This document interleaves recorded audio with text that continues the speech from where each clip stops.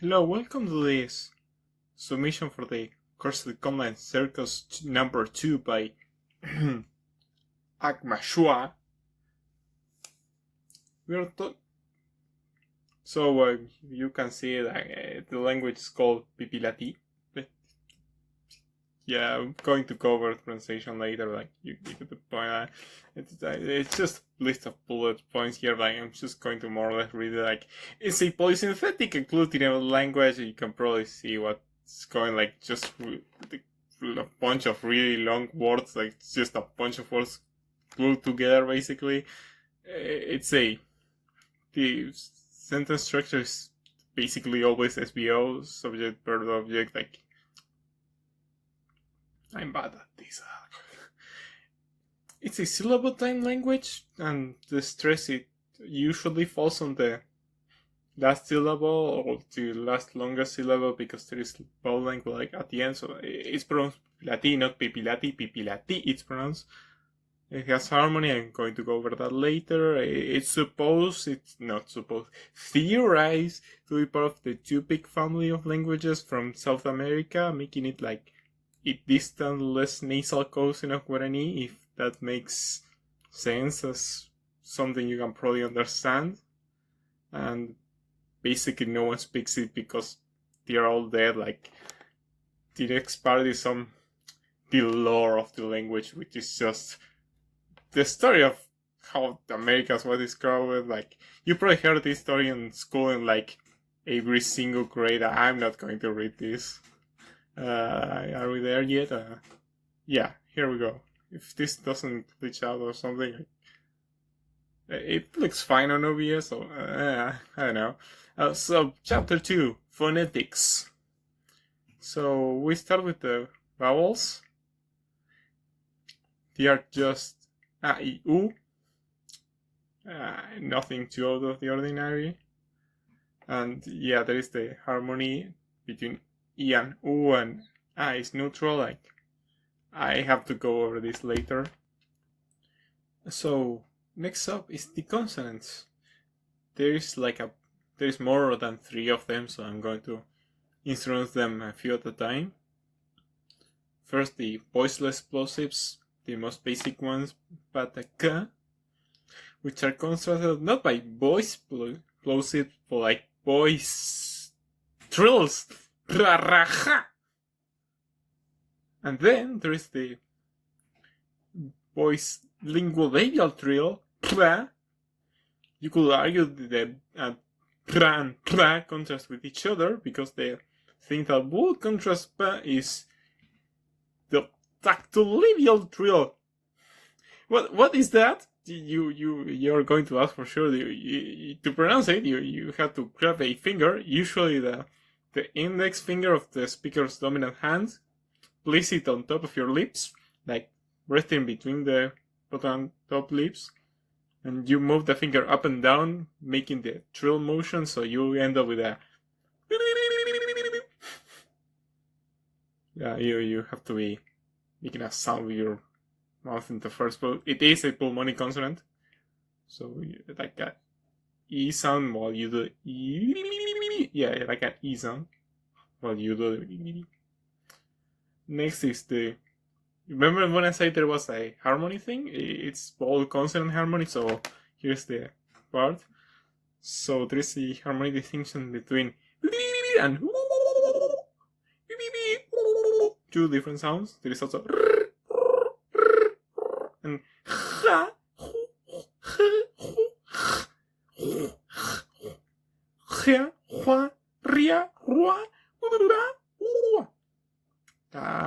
not very good at that pronouncing. Like, I think I did it good enough.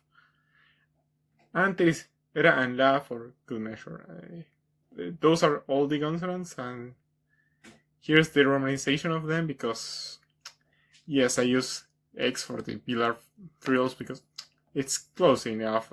It's supposed to be easy to read and type. It will look everything the same, otherwise it's good enough. So, vowels, part 2. This is the syllabic consonants. Yes, there is syllabic consonants. So, the vowels aren't really just A, I, U. there is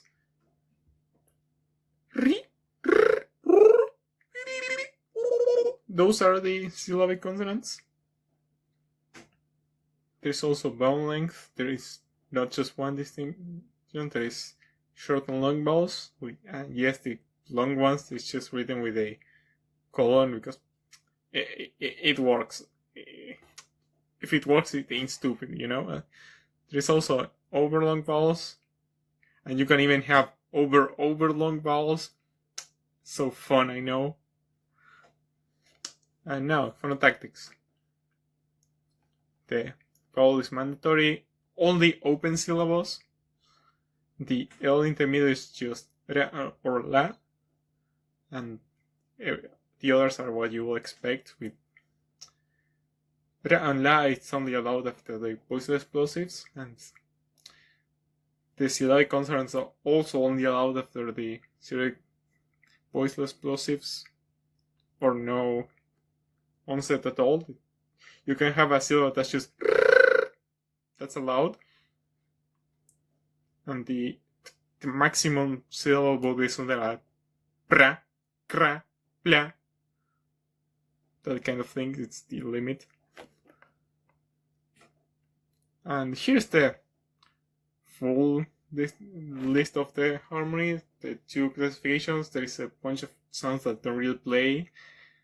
And the bran, blah, is just break harmony. Like, well, sometimes, like, if you have a compound word and at the border between the two words there is one of those sounds, you probably ignore if they have two different. One has E vowels and the other U. And here's a list of all the reasons why I would break the harmony in said compound words. I'm not going to read this. It's sort of like how likely it is. And if the harmony isn't broken and one word has E and the other has U, it's just the less dominant noun is just going to get all the vowels changed and it's going to be hard to recognize, but it is what it is. Chapter 3. Las reglas las. So, yeah, again, it's like glutenate by synthetic. It's kind of redundant. There are no standalone adjectives and adverbs. You just grab a noun and use it as if it was an adjective, and that's your adjective. The word order is noun, then adjective. But like you should not do that because you will form a compound noun instead. That's preferred. That's the Pipilati way of doing things, you know. And there's no gender system. There is plurality, singular and plural, and the rest of the topic family, including this one, does the first person plural with inclusivity. So inclusive first person plural and exclusive first person plural. Just so you know. Yes, verbs. Because the agglutinate part, it's all of those things are just have a prefix or a suffix, either prefix or suffix, affix. Yeah, that's a regular word, isn't it? Yeah, I wrote affixes, so I guess. It's more for person, test, aspect, null, and negation. Not for interrogative, just negation. Interrogative is just implying the intonation. Like a bunch of languages, like every language does that anyway, so it's not needed. So the negation particle is just the colonnative start means that the previous vowel gets longer. There's always a previous vowel because only open syllables. And it's two because of the harmony. So one for the E for the close harmony and the other for the open. Depends in. It has to always agree with the root word. You know what I mean. Like I hope. So here's a list of the person prefix. So this is the conjugation for the person, and here this the first person single, plural, inclusive, and exclusive that I said before. And here are the tenses. Yes, there is a lot of distinctions. This is way too specific. And then here are the aspects. It is the imperfective and perfective, you will expect there's a pluperfective, which used to be the perfective suffix reduplicated, and now it's its own thing. Then there is a prospective aspect, with if imperfective means that the thing is true when stated, and perfective means it was true. It finished being true by before it was stated, so it's no longer true when we're saying now. Prospective is the opposite, so it's not even true yet. Something imperfect and prospective is something that hasn't started yet. And using the perfective suffix and then putting the prospective suffix, making like a weird contradiction thing, will give you a frustrative aspect, which is something that was supposed to be true at the time stated. It's hard to explain, like, I was supposed to go, yeah, I don't know how to explain this, yeah, you get it, I know what it means, that was what I guess. Like, I'm saying that we are like Sam or something, I'm supposed to be given a clack or mod suffixes, I don't need to explain this, it's you should know this. There is nothing out of the ordinary here. Nouns, okay. Nouns get affixes for plurality, cases, and aspect. Yes, aspect, the same suffixes that with verbs, like, no different.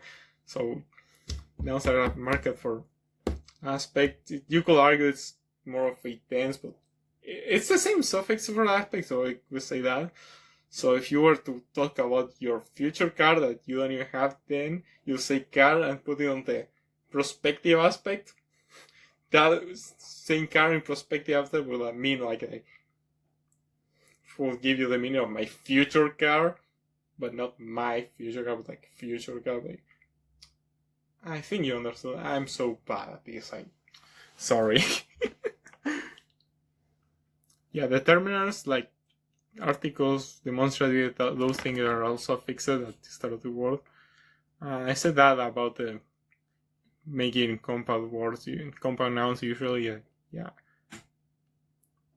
Cases, another thing of the two-pick family, like the nominative is marked, and so there's nothing too ordinary with the cases. There is no genitive because you use a pronoun of the thing as an suffix, and the pronoun of the possessor as a suffix, and that implies that it's the owner. So if I were to talk about Agma Shua's channel, I would say he channel, and you will already know I'm saying his channel or channel of his. Does it make sense? Can you understand anything of what I'm saying? Do I even speak English? Here's the pronouns. There is a whole list with the different cases, which is usually just a suffix, but of course not quite regular, so I have to make this giant chart. I'm sorry. Here's the plural suffix. Nothing too of the ordinary. And oh yeah, the slide has just this. Sorry, articles and. The articles. This one actually has examples. Like I actually tried for this one. There is indefinite and definite articles. You will be asking if articles in language natural. Aren't they like an European thing? Yeah, they are straight up loaned from Spanish. Like it's just la. But like the indefinite article is la. The definite article is the circumfix la. So like, for example, there is the word turaka. Turacá, which means table. A table will be la turacá, but the table will be la turacala. And I have another example even. It was just to show a thing with the it starts with an A and with the A sound, and the article is la, which ends with an A sound. So at the word boundary you get a long A. So A B just B is aperitif. AB is la aperitif, and DB will be la aperitila. Next, demonstratives. and we needed an entire flowchart for this. I know, graphic design is my passion, but like, so you have to ask: is the thing we were talking about during the conversation like? Is the present in the background, or you can see it from where we are talking? If yes, they work like you'll expect demonstratives to work. If the thing is far away, like you cannot say it, it's not present, you have to ask if the speaker and the listener know what the thing we're talking about is, and then you have to distinguish between if it's an object or someone, or that's one class, and the other is if it's an event or abstraction. Yeah, yes, there is some kind of animacy distinction. There is no gender, but like leftover, I think. And there is also a different one, because if neither the speaker nor the listener know what the thing is, it's just talking on some random concept they don't know about. Yes, complicated, I know, like necessary probably. Yeah. And now we have this is yeah, this I don't need to read this, like you get the point. Like now we are reached the point we were waiting for, the part where the moment we all been waiting for, like when I speak and actually pronounce the thing or try to, like, I'm not a native speaker, like this is so bad, I'm sorry, but I'm good at saying it. I think I'm the best in the world at pronouncing this. I'm sure that's true. Here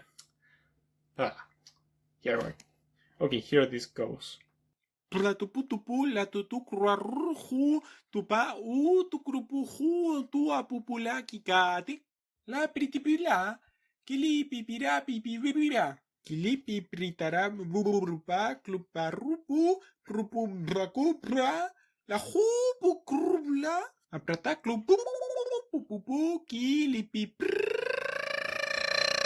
pipra la pritipila uprupu kilipira pipitipiti aprata piritipipi ku pakruar tupa tupa apiti karriar pipiria pitara pipiria. And fin. I don't know how to end this. Thanks for coming.